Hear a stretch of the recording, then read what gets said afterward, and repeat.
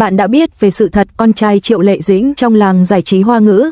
Cái tên Triệu Lệ Dĩnh luôn gắn liền với hình ảnh một nữ diễn viên tài năng, chăm chỉ và đầy nghị lực. Cô đi lên từ những vai diễn nhỏ, từng bước xây dựng chỗ đứng vững chắc cho bản thân. Đằng sau ánh hào quang ấy, công chúng vẫn luôn tò mò về cuộc sống riêng tư của cô, đặc biệt là về con trai nhỏ kết tinh tình yêu một thời giữa cô và nam diễn viên Phùng Thiệu Phong. Rất nhiều năm qua, giới truyền thông và khán giả đã đặt ra vô vàn câu hỏi, con trai của Triệu Lệ Dĩnh thực sự thế nào? Cậu bé có cuộc sống ra sao? Và mối quan hệ của em với cha mẹ sau ly hôn liệu có thay đổi? Trong khi dư luận xôn xao, sự thật về cậu bé lại khiến nhiều người bất ngờ và cảm động hơn bao giờ hết. Một tuổi thơ được bao bọc trong tình yêu. Dù Triệu Lệ Dĩnh và Phùng Thiệu Phong đã chọn con đường riêng sau khi ly hôn, nhưng điều mà cả hai chưa bao giờ phủ nhận chính là tình yêu dành cho con trai. Ngay từ khi chào đời, cậu bé đã trở thành tâm điểm chú ý của truyền thông, nhưng đồng thời cũng được bố mẹ bảo vệ kỹ lưỡng. Không như nhiều đứa trẻ khác trong gia đình nghệ sĩ, con trai của Triệu Lệ Dĩnh lớn lên trong một môi trường kín đáo, ít xuất hiện trước công chúng. Cô từng chia sẻ rằng, tôi không muốn con trai bị ảnh hưởng bởi hào quang của bố mẹ, thằng bé xứng đáng có một tuổi thơ hồn nhiên, đúng nghĩa của một đứa trẻ bình thường. Chính vì vậy, trong những năm tháng đầu đời, hình ảnh của cậu bé gần như không xuất hiện trên báo chí. Nhưng đằng sau sự im lặng ấy, lại là một tuổi thơ đầy đủ yêu thương. Triệu Lệ Dĩnh vừa đóng phim, vừa tranh thủ mọi thời gian rảnh để bên con. Còn Phùng Thiệu Phong, dù lịch trình bận rộn và những lùm xùm hậu hôn nhân, vẫn luôn dành vị trí quan trọng nhất trong trái tim cho cậu bé.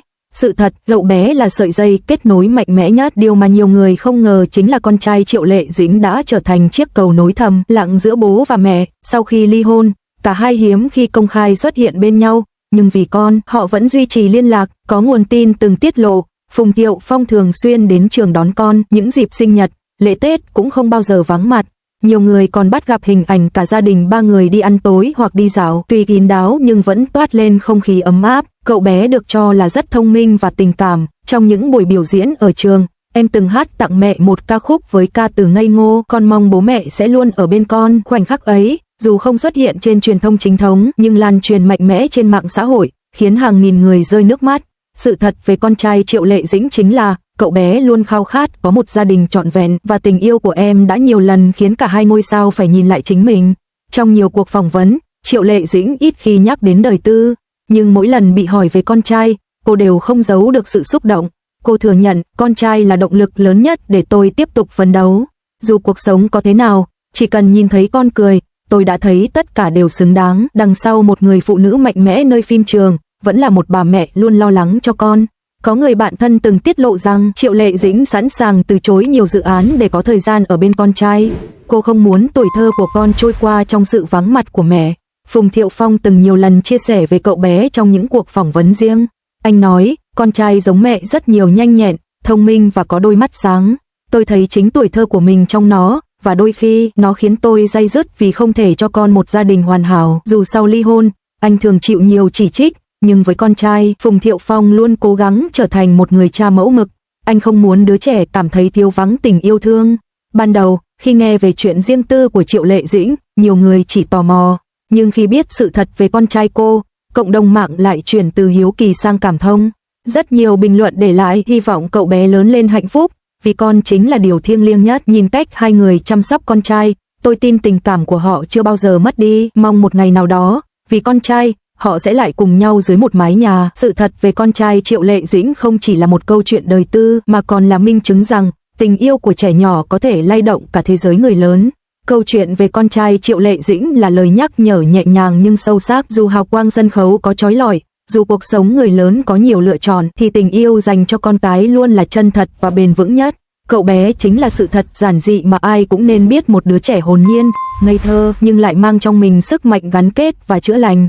Và có lẽ, nhờ cậu bé, cả Triệu Lệ Dĩnh và Phùng Thiệu Phong đều sẽ không bao giờ hoàn toàn bước ra khỏi cuộc đời của nhau. Thời gian trôi qua, con trai Triệu Lệ Dĩnh và Phùng Thiệu Phong ngày càng trưởng thành.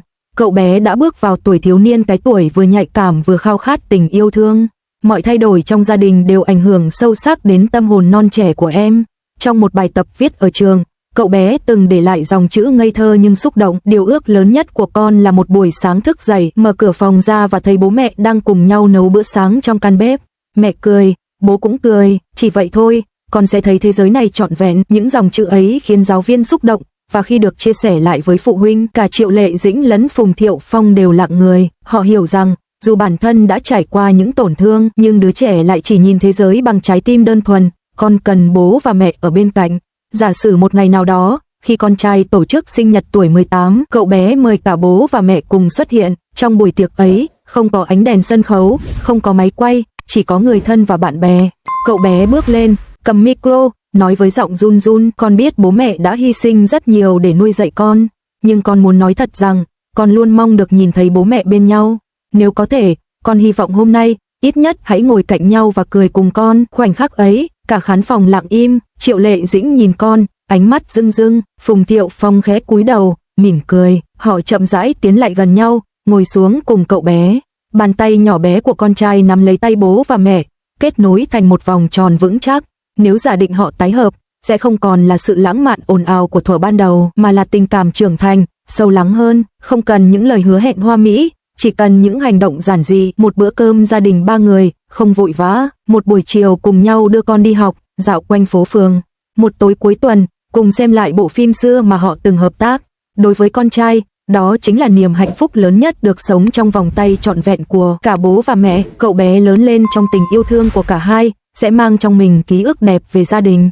Khi bước vào đời, em sẽ hiểu, tình cảm cha mẹ có thể trải qua sóng gió, nhưng vì con, họ vẫn có thể tìm thấy nhau. Có lẽ, đây chính là sự thật đẹp đẽ nhất mà ai cũng mong chờ. Con trai Triệu Lệ Dĩnh không chỉ là kết tinh của tình yêu trong quá khứ, mà còn là chìa khóa mở ra cánh cửa tương lai nơi có sự đoàn tụ, tha thứ và hạnh phúc.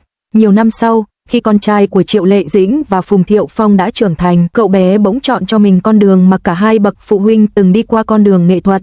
Không phải ngẫu nhiên, cũng chẳng phải ép buộc, mà là sự lựa chọn xuất phát từ trái tim.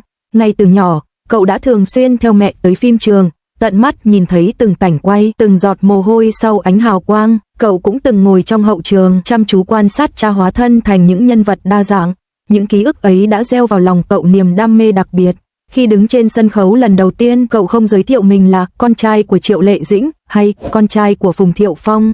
Cậu tự tin nói, tôi muốn khán giả nhớ đến mình vì khả năng diễn xuất chứ không chỉ vì dòng máu trong huyết quản. Vai diễn đầu tiên của cậu bé trong một bộ phim thanh xuân học đường đã gây ấn tượng mạnh. Gương mặt sáng, ánh mắt chân thành, cộng thêm khí chất được thừa hưởng từ cha mẹ đã nhanh chóng khiến cậu trở thành cái tên được săn đón. Người ta gọi cậu là Tiểu Thiên Vương mới của làng giải trí, nhưng điều khiến khán giả cảm động không phải chỉ là tài năng, mà còn là cách cậu đối diện với quá khứ gia đình. Trong một buổi phỏng vấn, khi được hỏi bạn có nghĩ rằng cha mẹ ly hôn ảnh hưởng đến bạn không, cậu mỉm cười, đáp ngược lại, nó giúp tôi trân trọng hơn mỗi khoảnh khắc được bên họ. Bởi dù thế nào, bố mẹ vẫn luôn yêu thương tôi. Một ngày đặc biệt, đạo diễn đã mời cả 3 người Phùng Thiệu Phong, Triệu Lệ Dĩnh và con trai cùng tham gia một bộ phim gia đình. Khi cảnh quay cuối cùng hoàn tất, cả đoàn phim đều rưng rưng xúc động, bởi trên màn ảnh, hình ảnh gia đình đoàn tụ không chỉ là diễn xuất mà còn phản chiếu một phần sự thật mà bao người hâm mộ từng chờ đợi. Khoảnh khắc ấy, Triệu Lệ Dĩnh đứng cạnh con trai, ánh mắt dịu dàng không giấu nổi niềm tự hào. Phùng Thiệu Phong, dù bình thản, nhưng khóe mắt lại ánh lên sự ấm áp.